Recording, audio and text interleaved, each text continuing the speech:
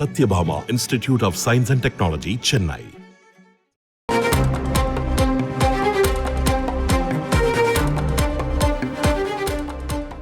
சென்னையில் குருவியாக செயல்பட்ட நபர் ISIS அமைப்புடன் தொடர்பில் இருந்தது அம்பலமாக இருக்கிறது. குஜராத்தில் கைதானவர்களிடம் மேற்கொண்ட விசாரணையில் இந்த உண்மையானது வெளிவந்திருக்கிறது. விவரங்களை செய்தியாளர் சாலமன் வழங்க கேட்கலாம். சாலமன் வணக்கம். இந்த சம்பவத்தின் முழு பின்னணி என்ன? மேலும் அந்த குருவியாக செயல்பட்டவர் தற்பொழுது கைது செய்யப்பட்டு விட்டாரா? முழு விவரங்கள்.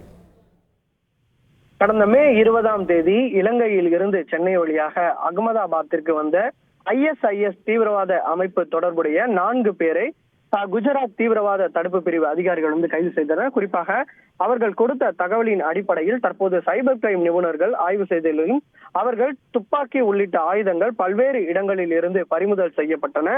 இவர்கள் குஜராத் உள்ளிட்ட இடங்கள்ல தாக்குதல் நடத்த திட்டமிட்டதும் மேலும் இவர்கள் தற்கொலை படை தாக்குதலாக ஈடுபட திட்டமிட்டிருந்தும் போலீசார் விசாரணையில தெரிய வந்ததை அடுத்து இவர்கள் சென்னை வழியாக அகமதாபாத்திற்கு சென்றிருப்பதால் அங்கு யாரேனும் தொடர்புள்ளதா என்பது தொடர்பாக தீவிரமாக விசாரணை மேற்கொண்டுள்ளனர். குறிப்பாக குஜராத் தீவிரவாத தடுப்பு பிரிவு அதிகாரிகள் இவர்கள் கைது செய்யப்பட்ட 4 நபர்களிடமும் தீவிரமாக விசாரணை மேற்கொண்டதுல முகமது நசரத் என்பவர் சென்னையில குருவியாக செயல்பட்டு இருப்பதும் விசாரணையில அம்பலமாகியுள்ளது. மேலும் இவர் இலங்கையில் தடை செய்யப்பட்ட தேசிய தௌஹீத் ஜமாத் தொடர்பு இருப்பதும் அதன் மூலம் ISIS தீவிரவாத அமைப்புடன் இணைந்து செயல்பட்டதும் விசாரணையில் கண்டுபிடிக்கப்பட்டுள்ளது. மேலும் அடிக்கடி இந்த நசரத் என்பவர் சென்னைக்கு பயணம் செய்து கோல்டு கடத்தல் போன்ற சம்பவத்தில் ஈடுபட்டதும் அதற்கு பதிலாக சென்னையிலிருந்து பல துணிமணிகள் வாங்கி சென்றது இருப்பதும் விசாரணையில தெரிய வந்துள்ளது.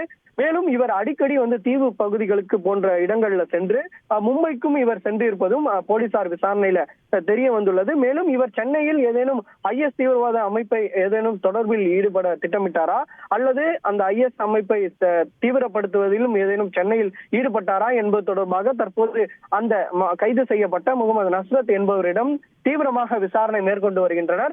மேலும் இந்த சென்னையில் இவர் சென்றிருப்பதால் சென்னையிலும் NIA அதிகாரிகள் இந்த வழக்கை கையில் எடுக்கவும் திட்டமிட்டிருப்பதாகவும் தகவல் வெளியாகியுள்ளது. முழு விவரங்களுக்கு நன்றி Solomon. Satyabhama Institute of Science and Technology, Chennai.